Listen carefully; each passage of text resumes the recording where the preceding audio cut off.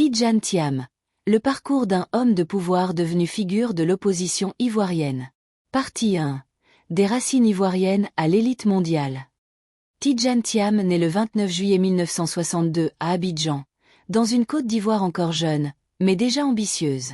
Il vient au monde dans une famille profondément enracinée dans l'histoire politique et intellectuelle du pays. Son père, Amadou Thiam, est un haut fonctionnaire respecté. Sa mère, quant à elle, est la nièce de Félix Houphouët-Boigny, père fondateur de la Côte d'Ivoire moderne. Cette filiation n'est pas anodine. Elle place très tôt Tidjane Thiam dans un environnement où le pouvoir, l'État et la responsabilité publique font partie du quotidien. Dès son enfance, Tidjane Thiam se distingue par une intelligence vive et une discipline rigoureuse. Il grandit dans un pays stable, prospère, souvent présenté comme un modèle de réussite en Afrique de l'Ouest. Mais cette stabilité repose sur une forte centralisation du pouvoir et une élite bien formée. Très tôt, il est clair que Tidjane Thiam est destiné à rejoindre cette élite. Après une scolarité brillante en Côte d'Ivoire, il est envoyé en France, comme beaucoup de jeunes talents ivoiriens de sa génération. Il intègre le lycée Sainte-Geneviève à Versailles, une institution réputée pour préparer les meilleurs élèves aux grandes écoles. Là, il développe une rigueur intellectuelle extrême, une capacité de travail exceptionnelle et une vision stratégique qui le distingue de ses camarades. En 1982, Tidjane Thiam entre à l'école polytechnique, l'une des écoles les plus prestigieuses au monde. Il devient ainsi le premier Ivoirien admis dans cette institution mythique. Cet événement marque un tournant symbolique. Il n'est plus seulement un élève brillant, il devient un symbole de réussite africaine dans un univers longtemps réservé aux élites occidentales.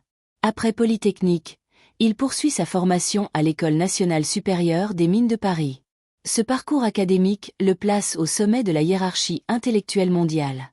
Mais contrairement à d'autres profils purement techniques, Tidjane Thiam développe très tôt une vision globale mêlant économie, politique et gouvernance. À son retour en Côte d'Ivoire, au début des années 1990, le pays traverse une période de transition. Le règne de Félix Houphouët-Boigny touche à sa fin, et les équilibres politiques commencent à se fragiliser. Dans ce contexte, Tidjane Thiam est nommé ministre du Plan et du Développement en 1994, à seulement 32 ans. Une ascension fulgurante. À ce poste, il incarne une nouvelle génération de dirigeants technocrates, formés à l'international, porteurs d'une vision modernisatrice.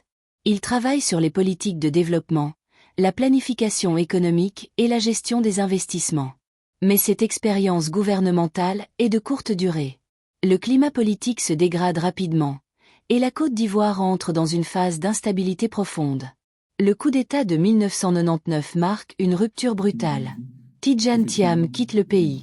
Ce départ n'est pas un exil forcé au sens classique, mais il marque la fin d'une première carrière politique nationale.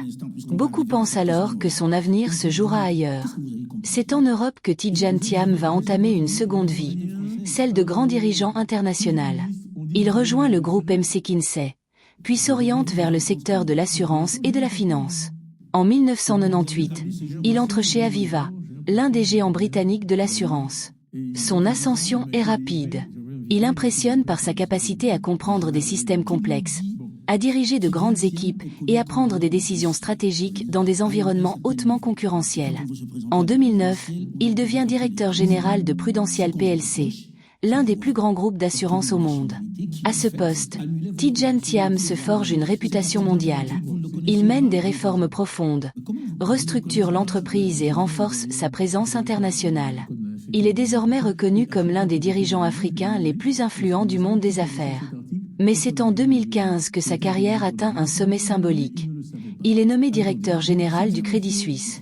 Il devient alors l'un des très rares Africains à diriger une institution financière mondiale de premier plan. Cette nomination fait la fierté de nombreux Africains, qui voient en lui la preuve que l'excellence africaine peut s'imposer au plus haut niveau. Cependant, cette position l'expose aussi à des pressions extrêmes. Le monde de la finance internationale est impitoyable. Les scandales, les luttes de pouvoir interne et les enjeux géopolitiques finissent par fragiliser sa position. En 2020, Tidjane Thiam quitte le Crédit Suisse dans un contexte controversé, lié à une affaire d'espionnage interne. Cette sortie marque la fin d'un cycle. Après des décennies passées à l'étranger, au sommet du capitalisme mondial, Tidjane Thiam commence à regarder à nouveau vers son pays d'origine. La Côte d'Ivoire a changé. Le paysage politique est dominé par d'autres figures, mais les tensions restent fortes. Le pays a connu une guerre civile, des crises post-électorales et une recomposition profonde de ses élites. C'est dans ce contexte que Tidjane Thiam amorce progressivement son retour sur la scène ivoirienne, non plus comme technocrate, mais comme figure politique potentielle. La première partie de sa vie s'achève ici, celle d'un héritier brillant devenu leader mondial. Partie 2. Le retour en politique et la naissance d'une figure d'opposition. Le retour de Tidjane Thiam dans le débat public ivoirien ne se fait pas brutalement. Il est progressif, réfléchi, presque prudent. Après des années passées loin du pays, il sait que la politique ivoirienne est un terrain miné. Les rivalités sont profondes, les blessures encore ouvertes, et les équilibres fragiles. Tidjane Thiam ne revient pas en homme nostalgique. Il revient avec une vision forgée par son expérience internationale, par son observation des systèmes politiques et économiques les plus avancés, mais aussi par la conscience aiguë des limites du modèle ivoirien actuel. Peu à peu, il s'impose comme une voix critique, mais mesurée. Il parle de gouvernance, d'état de droit, de réconciliation nationale et de justice sociale. Contrairement à d'autres opposants plus radicaux, il adopte un ton posé, technocratique, parfois même professoral. Cela lui vaut à la fois du respect et des critiques. Certains le trouvent trop distant, trop élitiste. D'autres voient en lui une alternative crédible à une classe politique usée. Tidjane Thiam devient progressivement une figure centrale du Parti démocratique de Côte d'Ivoire, PDCI, le parti historique fondé par Félix Houphouët-Boigny. Son lien familial avec le père de la nation donne à ce rapprochement une dimension symbolique forte. Pour beaucoup, il incarne une possible renaissance du PDCI. Affaibli par des années de division interne. Son positionnement est clair. Il se présente comme un homme de rupture calme. Il ne promet pas la révolution, mais la réforme. Il insiste sur la nécessité de reconstruire la confiance entre l'État et les citoyens, de renforcer les institutions et de sortir de la personnalisation excessive du pouvoir. Mais cette posture dérange. Dans un système politique où le pouvoir est fortement centralisé, un homme doté d'une stature internationale, d'un réseau mondial et d'une légitimité intellectuelle représente une menace potentielle.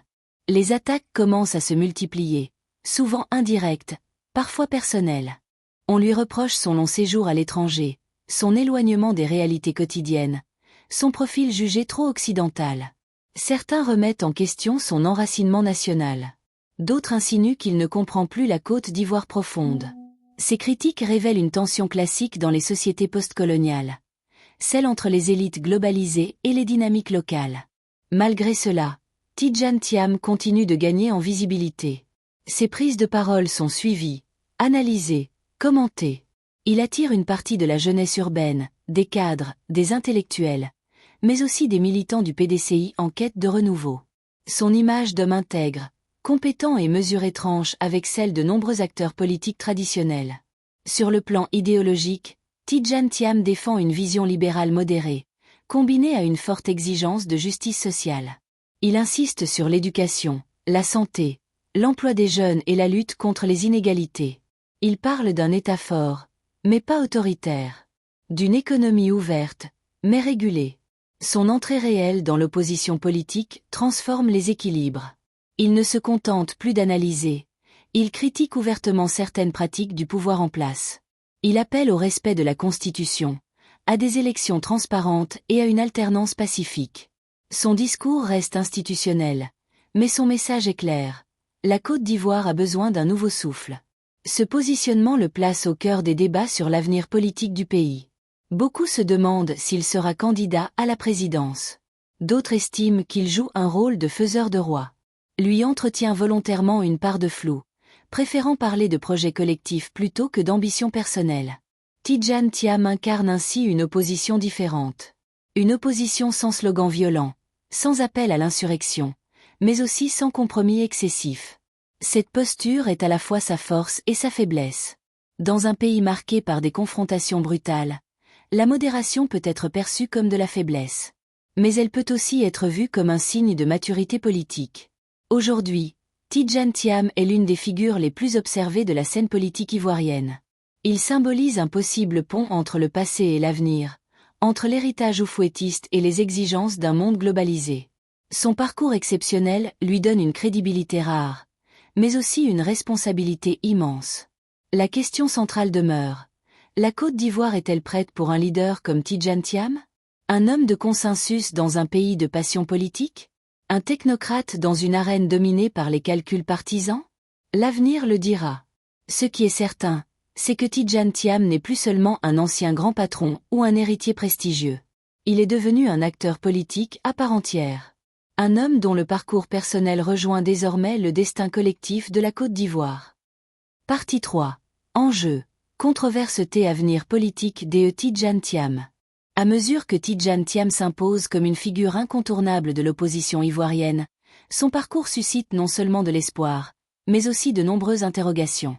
Dans un pays marqué par des décennies de tensions politiques, d'alliances fluctuantes et de crises électorales, toute figure montante est scrutée avec une attention extrême. Tidjane Thiam n'échappe pas à cette règle. L'un des premiers enjeux auxquels il fait face est celui de la légitimité populaire.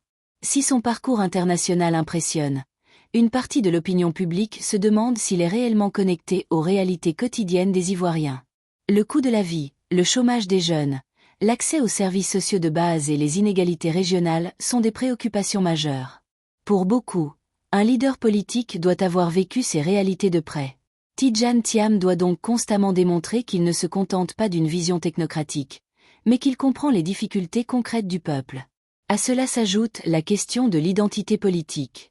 Tidjane Thiam est souvent présenté comme un héritier de l'oufouettisme, en raison de son lien familial avec Félix Houphouët-Boigny et de son attachement à certaines valeurs fondatrices du PDCI.